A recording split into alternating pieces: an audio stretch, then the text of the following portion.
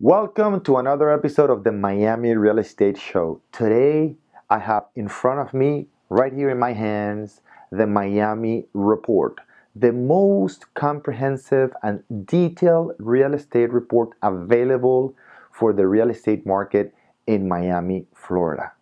Created by ISG International Sales Group, the owners, Philip Spiegelman and Craig Studnicky. And during this interview, I have the honor to interview again for the show Craig Studnicky. In this report, you will understand exactly the state of the real estate market. Are we in a bubble? Are we going up? Are we in a contraction? Are we in expansion? You will understand exactly how to use urgency with this report to help your clients make a decision of selling or buying. Also, it's so detailed, this report, that you will have every single pre-construction unit for sale in South Florida. Every single one. You also have all the MLS inventory and analysis of each property, whether they're condominiums for rent or rented. It's just an amazing report on their 14th version, and we get to talk about with the co-founder of ISG, Craig Studnicky. I hope you truly enjoy and get as much as I did from this interview. So without further ado, I leave you with this amazing interview for the beginning of 2016. If you truly want to succeed in 2016, if you want the real knowledge, the information to help your clients, here you have it in the interview and in the Miami Report. Until next time, make it a very, very productive day. Take care, guys. This week's featured property is rare, once-in-a-lifetime residence, Muse Sunny Isles. With incredible panoramic ocean and intracoastal views, Muse Sunny Isles' 68 oceanfront residences are delivered fully finished with inspired outdoor living spaces by Entrobus Plus Ramirez. Interiors by Troy Dean feature beautiful 8-foot Italian entry doors, exquisite marble and wood flooring, custom Italian cabinetry, and personalized art from world-renowned artist Halidon Zixa. For more information, call 305-932-6365. This episode of the Miami Real Estate Show is brought to you by Perlin Title and Escrow Services Corp., an integrated solution for all your real estate closing needs. Supported by a skilled team of professionals in state-of-the-art technology, Perlin Title will satisfy your most demanding deadlines and meet your loftiest expectations. Perlin Title and Escrow Services, delivering above and beyond service with every commercial and residential real estate closing in Florida.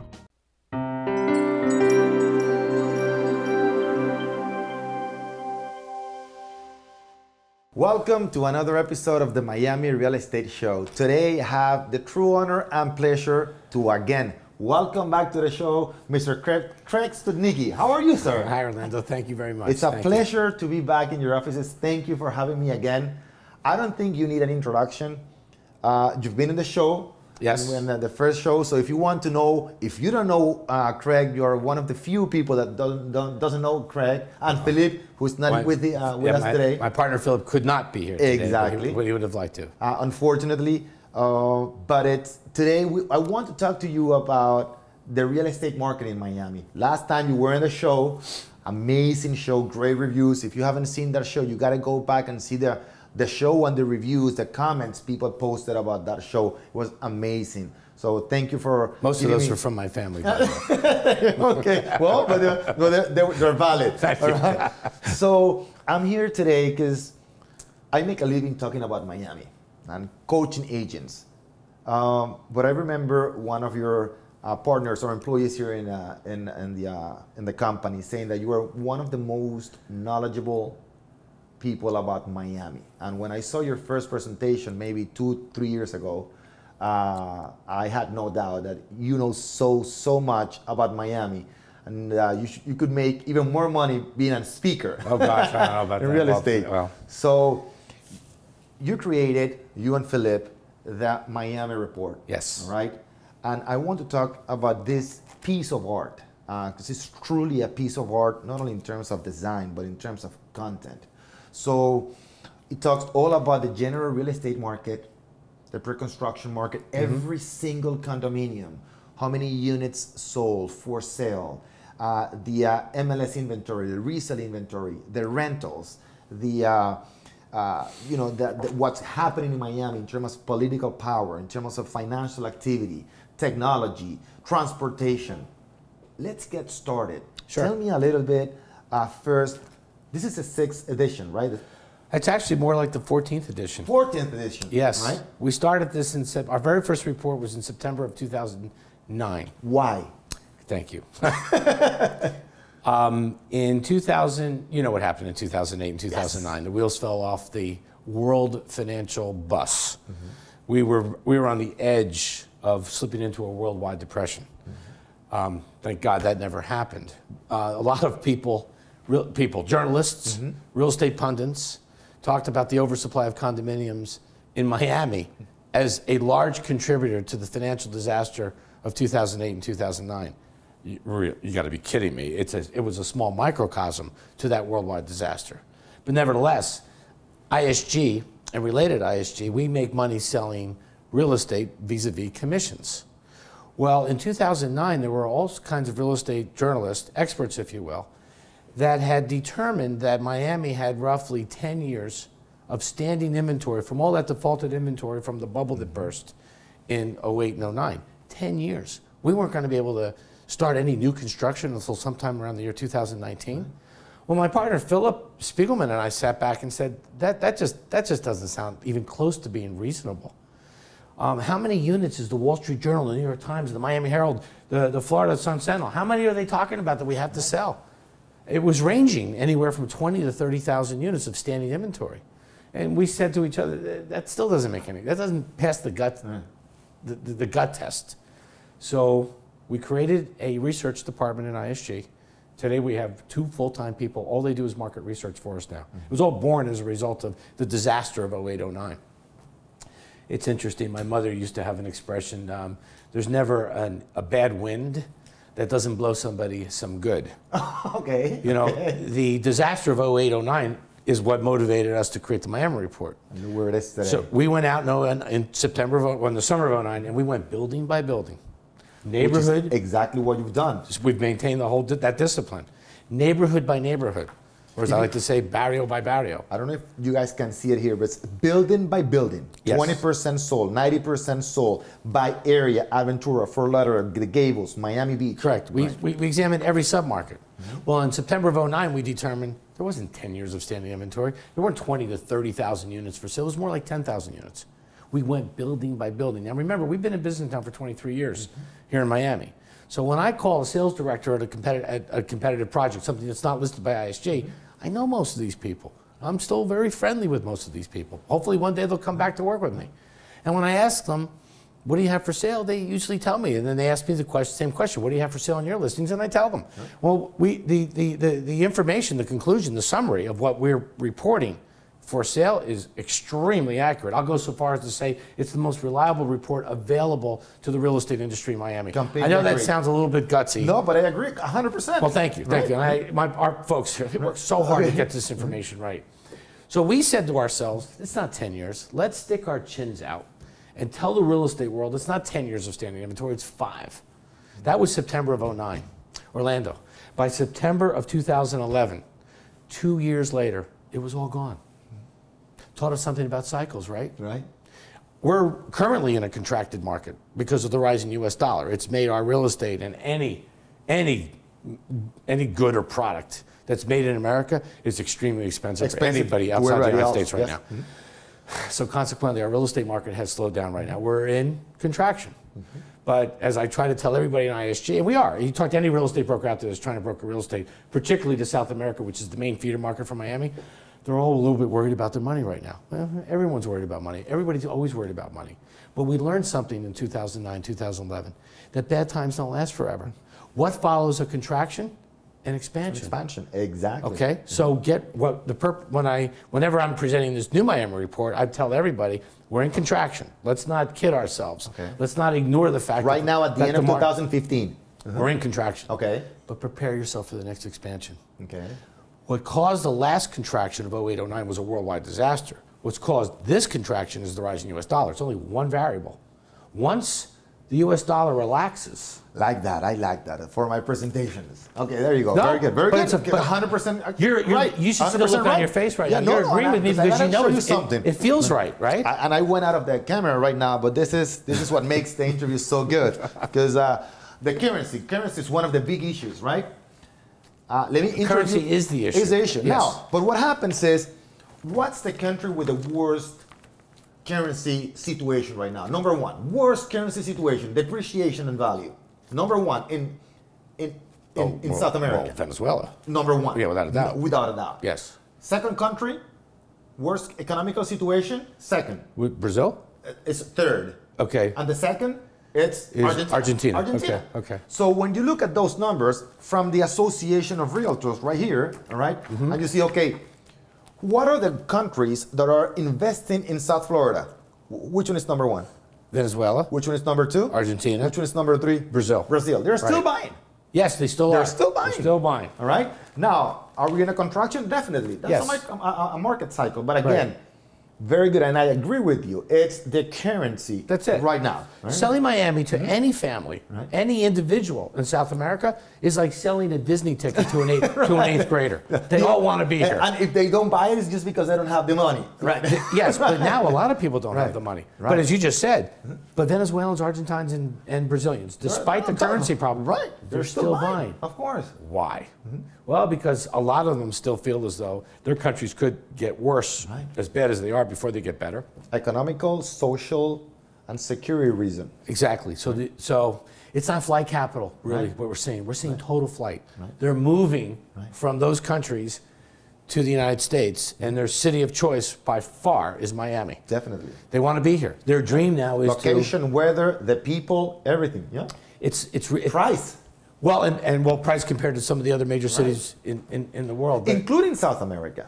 Oh, if you yeah. go to Colombia, if you go to Venezuela, price per square foot, it's similar and sometimes higher than in Hispanic countries. Oh, particularly now in like Bogota, Colombia. It's extremely neighborhoods expensive. Rio de Janeiro and Right. Sao Paulo, despite the currency Exactly. exchange, real estate there is still very, very expensive. Definitely. So Also, it's interesting that despite if you logically look at the currency differences, then logically you would conclude that the market's probably going to be completely dead.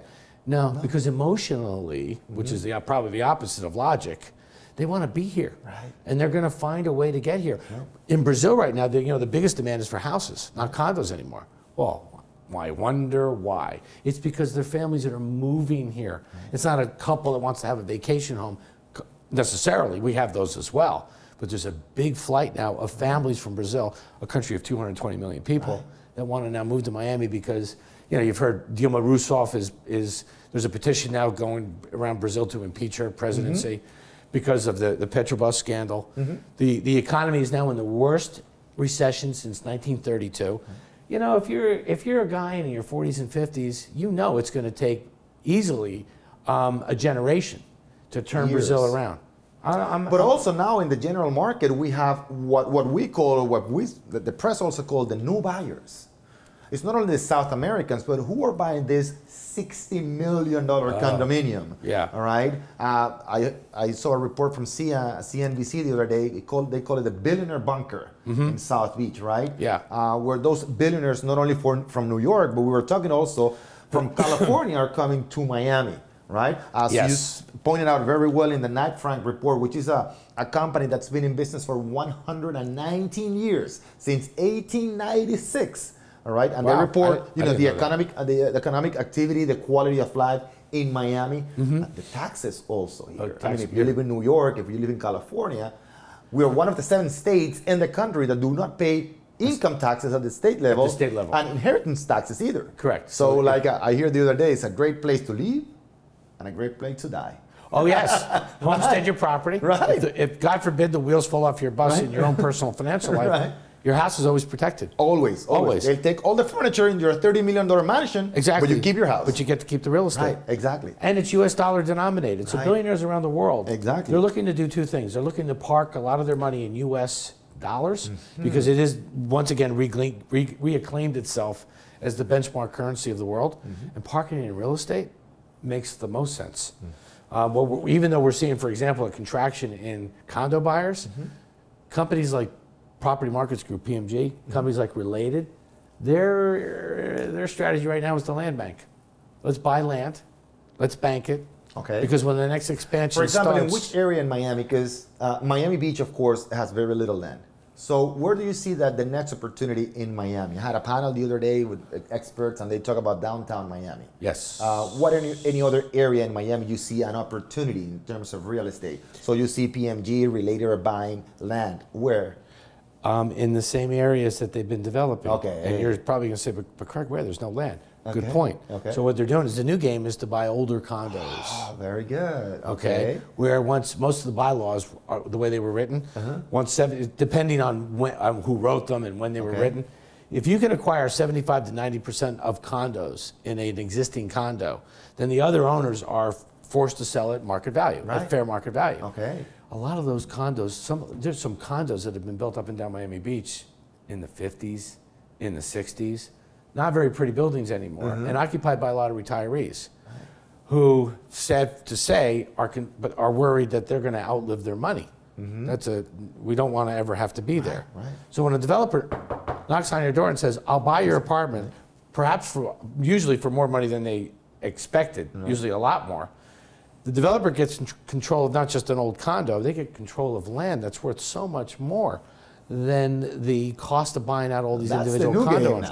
That's the new game. Okay, interesting. Okay. And there's lots of those older condos, and those retirees then get a windfall of cash, and they'll move up to either North Broward or Palm Beach counties. They'll move up the coast, perhaps a little inland, and a experienced high-rise developer now owns oceanfront or intracoastal land on the Gold Coast. Very good. And they hire a architect like Carlos Ott, right. And we still get to sell it around the world because high net worth individuals know that name. It's a brand, and they want to be in Miami. Of course. Now, tell me. Let's go back to the Miami report. Sure. I mean, there are so many good things. Let's analyze. The numbers that you have in here and show it to our audience. So, where's Miami in 2015 according to the Knight Frank? According to Knight Frank in 2011. It says it right here. Miami was ranked 29th in the world. Right. Now, high net worth individuals are defined really by Citibank. They help prepare the Knight Frank report along with Knight Frank. So they determined that a high net worth individual is a family or an individual with a net worth of $30 million or more. Okay.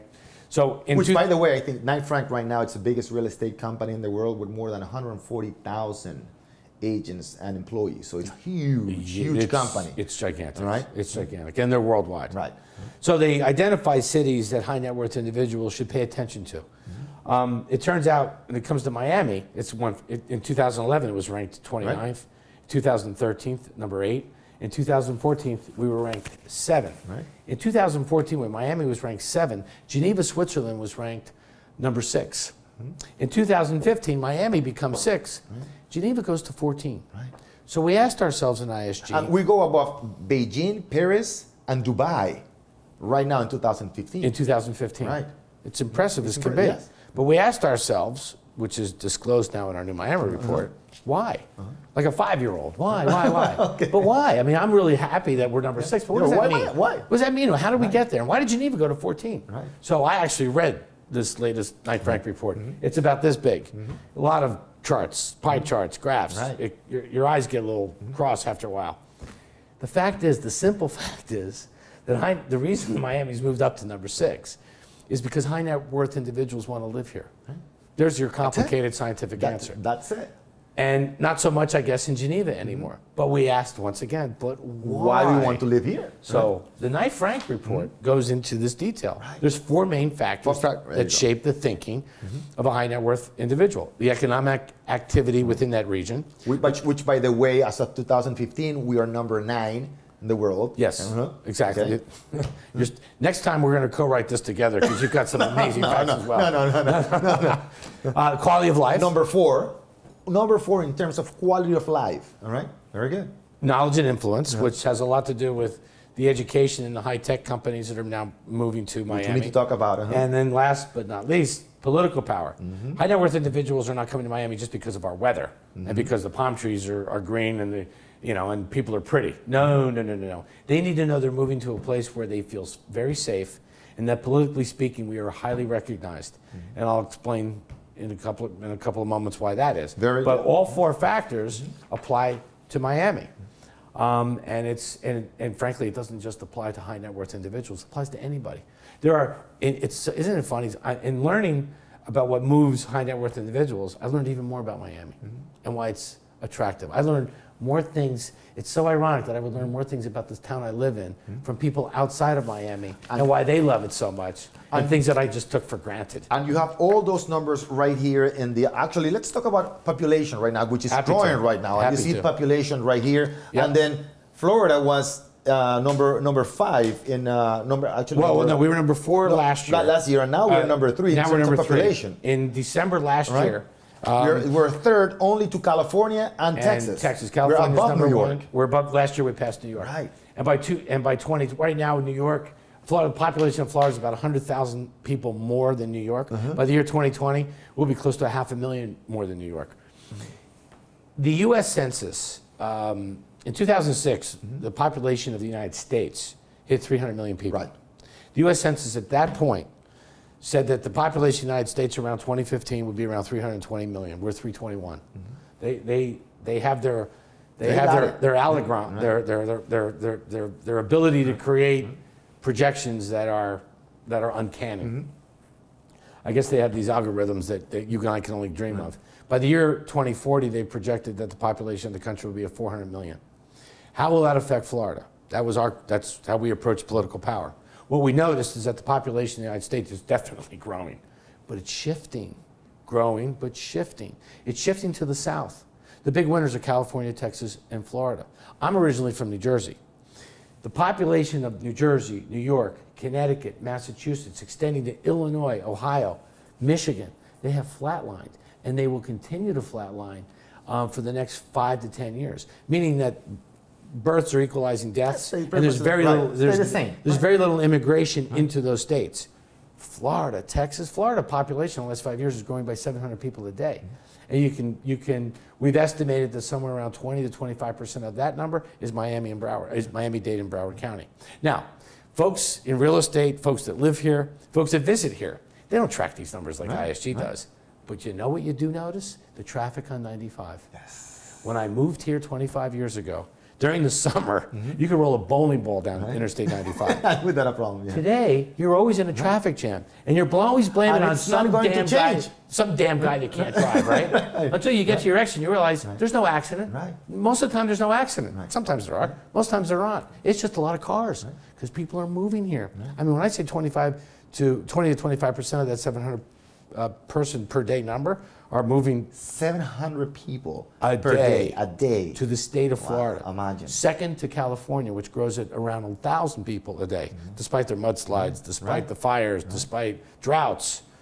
In California, they're still moving to California in a very big way. And let's go back to the numbers because I want to go in order from pre-construction to resales to rentals and then the development of Miami. But can I just finish the population thing? Because Florida's moved to number 3 in the country, we are now very important in Washington, D.C. Okay, in terms of political power, that's why we are number 8. Remember, there's 2 houses of Congress in Washington. There's the Senate, 2 members per state, 100 members, have a nice day. Right. Simple. The House of Representatives is different. The total membership is 435. It's a fixed number, determined by population per state. 4 or 5 years ago, we were number 4. New York got more attention than we did. Now we get more attention than New York. So for somebody who's considering moving to Miami, a high net worth individual, they know that we're really, really important to Washington, D.C. now.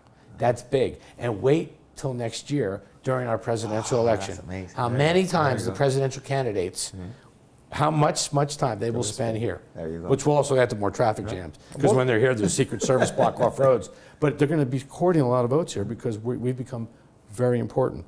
And by the way, the Knight Frank report also says that not only is Miami in the top 10, Miami will remain in the top 10 through the year 2025. Exactly. No one wants to project beyond that because more than 10 years. So for the people that want to invest in Miami, it's not only the question of how good of an investment it is right now, but how good of an investment or how is my investment going to be 10 years from now? Still, we're number 8, 10 years from now. Exactly. Right? So Going back to pre-constructions, because I Yes. see some beautiful numbers in terms of proposed, Right. being built, and sold. Huge difference. Oh, God. And this is where I want to spend most of the time. So, With pleasure. okay. This is kind of goes back to the birth of the original Miami report back in September of '09. I mean, this literally is like I think the 14th or 15th edition, because we publish it now twice a year. Okay.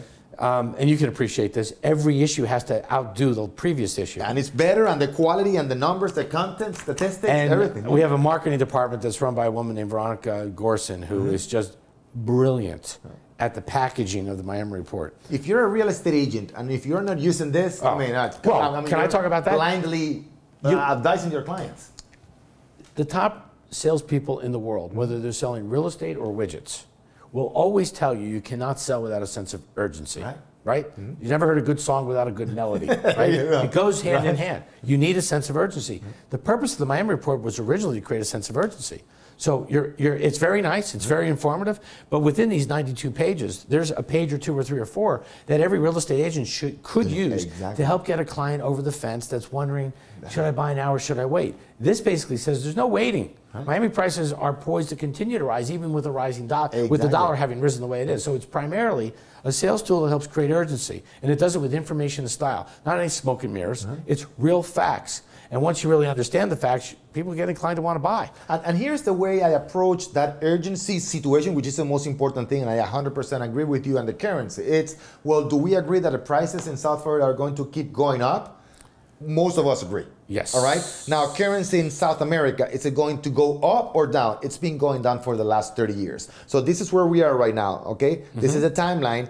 Prices are going up, currency is going down. So the more you wait, the bigger the gap is going to be. Exactly. It's that simple. It's that simple. And the people that are buying now are buying for that reason, because they think the delta, the difference is going to get even bigger. Exactly. Eventually, this will change. Eventually, the dollar will hit its peak. Eventually, the South American currencies will hit their floor, probably sooner than later, particularly, by the way, once we raise interest rates. Once the Fed raises rates in the short term, the dollar will become even more valuable, and the gap between the U.S. dollar and foreign currencies will grow even more for like 6 months. Okay. After that, it will have an actual negative impact, the rising rates, on the value of the U.S. dollar, because borrowing costs go up. And once borrowing costs go up for international and U.S. companies, the U.S. dollar will start to lose its value. Of course. So probably this time next year, we could be back in expansion. Because once a trend starts, it hits what physicists called momentum. Right now, we're in the wrong momentum. The dollar's going the wrong way. That contraction you were talking about. Exactly. But once the dollar starts to shrink, then it finds that new momentum, and that's when Miami developers are back into expansion. Okay. And that's why companies like Related and PMG are buying land, preparing for the next expansion. Now, let's talk about the numbers, which is very, very important. Proposed, developed, and then sold. There are real estate experts, journalists. Okay. And I'll pick on my buddy Peter Zalewski. Okay, very good. Okay. Peter works hard. Okay. His research is spot on. He does really good. He works very hard at determining how many proposed condominiums there are. His usual geography, which is ours as well, is east of 95. Got it. In 2004 through 2007, he reported, along with other journalists, that there were over 100,000 condos proposed to be built. Please write this down because it's important for you to understand. It really is, and it's critical. Can I even hold this up? No, that's the idea. Okay. Right? No, that's the idea. Yeah. 100,000 condos proposed to be built, same geography, east of 95. Right. From Coconut Grove. And that's the way he talks. I mean, east of 95. Always. It's a good sample. Right. From Coconut Grove straight up to Palm Beach. In reality, we built 36,450, which is around 36%. Key graph. And then 2008, 2009 showed up, the wheels fell off the bus bubble. Peter Zalewski's articles, when he talks about proposed condominiums to be built, oftentimes creates the word bubble or doubt as to the resiliency of the Miami or South Florida condominium market. The supply, yeah. Exactly. Well, history kind of repeated itself again in the most unique way. Using Peter Zalewski's most recent story, which came in November 16th of this year, breaking news by Crane Spotters, 47,000 more or less condos proposed to be built east of 95, Coconut Grove. Proposed, it's a huge difference. Oh, it's just an ocean of difference between proposed and what actually goes in play. I'll explain in play in a minute. Going back to this chart, using his number, 47,864 units are proposed, no doubt. But from that, only 17,000 are actually being developed, or what we call in ISG in play. And I'll explain that in 1 second. Okay. What's fascinating is the 36%. Which repeats from the previous cycle. It's not a coincidence. Okay. It's truly a rule of thumb. Right. In the future, Pay attention. 36%. It's a key number. whoever writes, propose this, propose that, the number is always going to be big. The number will oftentimes conjure up the word in everyone's mind, whether you're a consumer or a real estate agent, oh my God, a bubble. Oh my God, we're heading for another bubble. Slow down. Multiply it by 36%. That's more than likely the amount of inventory that's actually in play. Now, what do we mean by in play? This cycle, as we have identified here, started in the last quarter of 2011. So here's the previous cycle, 100,000, developed 36%.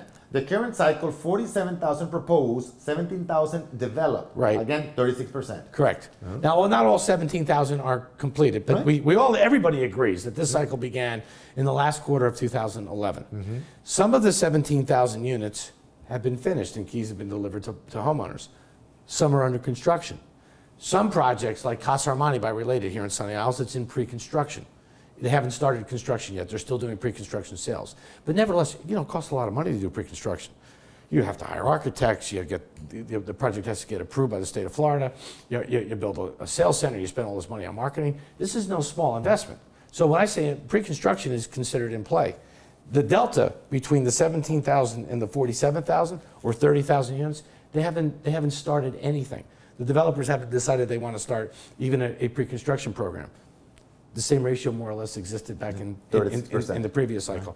Now, of the 17,000, so 47,000 became 17,000. 17,000 have become 4,000. There you go. There you go. What do you mean, Craig? Well, 76% of the 17,000, they're already sold. Now, can I talk about that for 1 minute? Of course. In the previous cycle, when I told you Orlando it sold, it was with a 20% deposit from the buyer, and almost every developer gave the buyers the right to assign or flip the contract before closing. Which became a competition to the same developer right there. Always. Right. And there were so many buyers because condos were the soup du jour of the world. And 20%. And 20% down. But then 2008, 2009 showed up, and that's where we had all those massive defaults, which didn't create 10 years of supply. It actually created 2 years of supply, but nevertheless, we had a lot of supply. In this case, developers are asking for 50% down, and you cannot flip your contract or assign before closing. You must close. Right. Now, our company represents PMG exclusively. We represent the Which builds? Oh, they build all high-end. In Miami? Right, oh, they're just finished Echo Aventura here in Aventura. What a beautiful building. I'm so proud to be representing Echo Brickell. Echo Brickell is under construction right next to the Four Seasons. Right. Muse on Sunny Isles Beach. It is the creme de la creme of high-end living in Sunny Isles Beach. And in a month or two, they're going to finish Sage Beach and Hollywood Beach. PMG's niche is only high-end. They buy the right land. They hire the right architects. We have kitchen sink arguments about finishes and how the floor plan should flow. But I'm really proud. I'm so happy that Kevin Maloney and Ryan Shearer invite me into that. And my partner Philip and a lot of other key people in ISG, because we have our fingerprints all over the design of these buildings. Kind of fuels our enthusiasm to sell. But the buildings are spectacular. They're just spectacular. Now we also represent Related on some projects. My whole point is this: no one's seen any defaults with 50% down. So when I sit here today, Orlando, and tell you 76% are sold, they're sold. That leaves 4,000 for sale. This is the absorption rate in the last 5 years per year. 2,400 units a year. We have less than 2 years. That's the point. Now, let's talk about contraction for a minute. Companies like Related and PMG, they pulled back this year because of the rising dollar. It's not so easy to get the velocity of pre-sales that you need during a pre-sale campaign, because South America, no matter what, will always be our main feeder market. So they slow down. There's a graph in here that we spent a lot of time creating for our realtor friends that I think needs a little explaining, because we believe that history is about to repeat itself. In 2011, we all realized that that great overhang had been largely absorbed. Correct? Well, what had been largely absorbed. 10-year supply turned into be a 2-year supply. So all of a sudden, the real estate market, whether you're a buyer or seller, broker or actual investor, you all realized there wasn't any supply in Miami. Well, you're a real estate broker.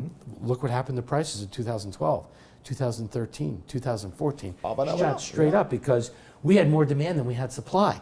It went from 10 years of supply to, oops, we don't have any supply, and the prices pop. Well, I propose to you that history is about to repeat itself.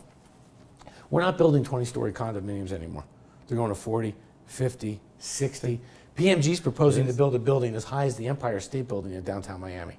These 300 Biscayne, right? 300. Yeah. Well, that's the name right now.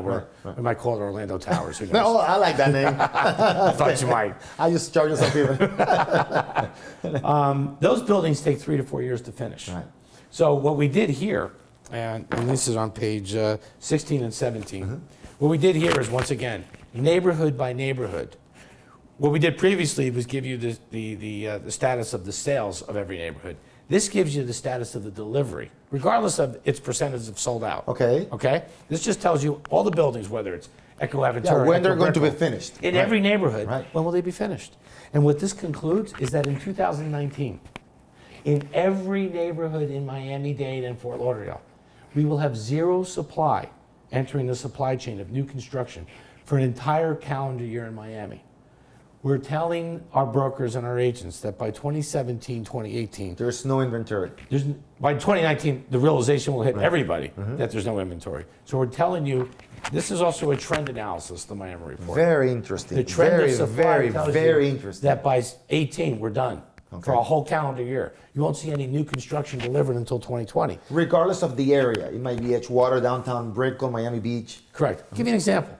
Casa Armani is a project in Sunny Isles Beach that's being sold by Related, and Gil Desert. Right. They're telling the world they're going to break ground in 2016. That's a building that's over 50 stories tall. You can't build a building like that in just 2 years.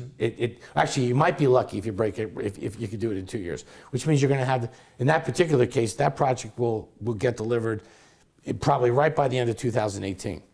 But if George Perez were to call me today, or Kevin Maloney, and say, Craig, I have a new piece of land, I want you to start pre-marketing it today, it's going to take me a year to get to the pre-sale, which means he can't break ground until maybe 2017. We can't build these buildings in 2 years anymore. It takes closer to 3, which means if we breaks ground in 2017, he'll deliver in 2020. There is nothing, we know, every time, and believe me, you ever hear the expression Murphy's Law? Anything that can't go wrong goes wrong. Every time a developer knocks on my door and says, Craig, let's start this project. I want ISG to sell this building. We're going to, hopefully you'll get the pre-sale in 6 months, and I'll get the thing finished in 2.5 years. Add at least a year and a half to all of that.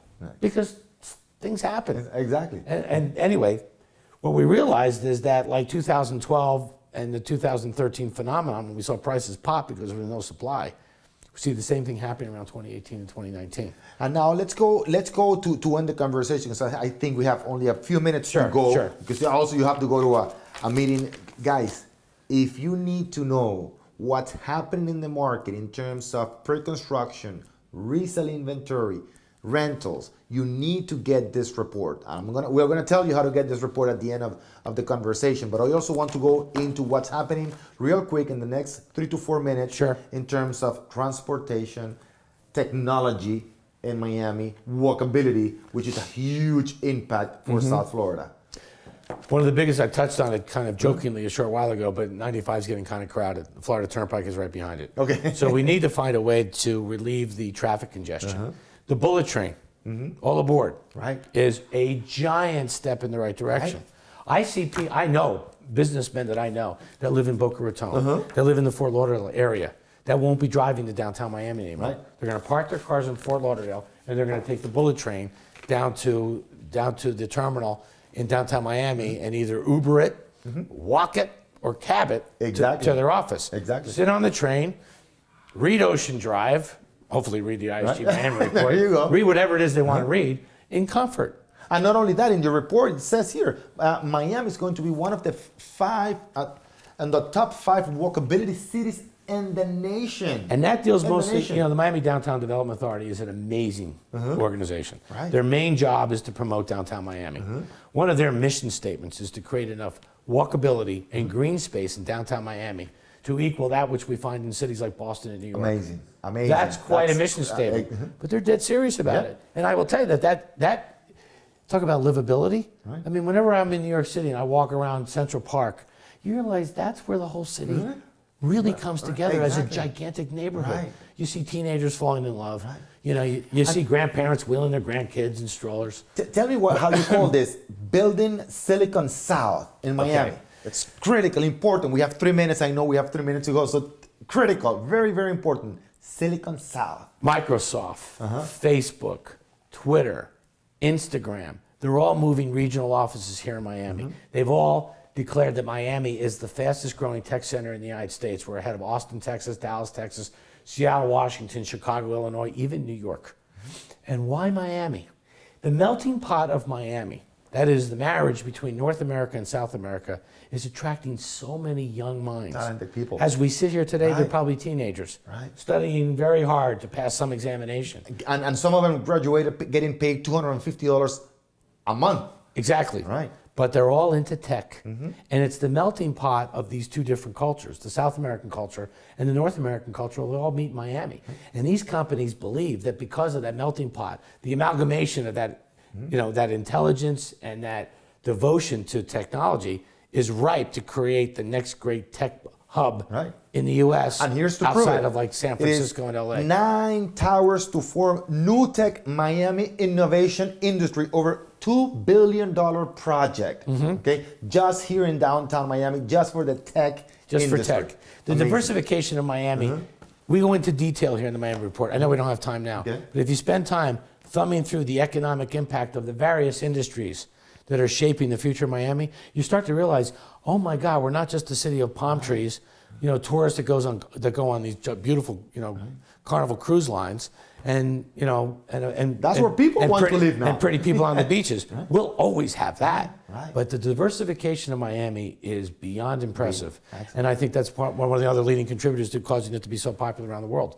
Tell me how I can get this report. ISGworld.com. Just log on and just let your mouse walk you through the steps. Just give us your name, your email address, and we'll email you a copy. If you'd like us to mail you one, ask us for a hard copy. The easiest way is to go to the sales offices of Echo Aventura, Muse, and Echo Brickell, the W in Fort Lauderdale, which is we're selling for Related.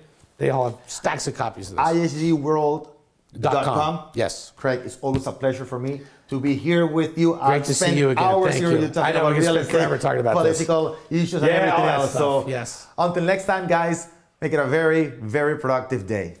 Thank you very much. Thank you.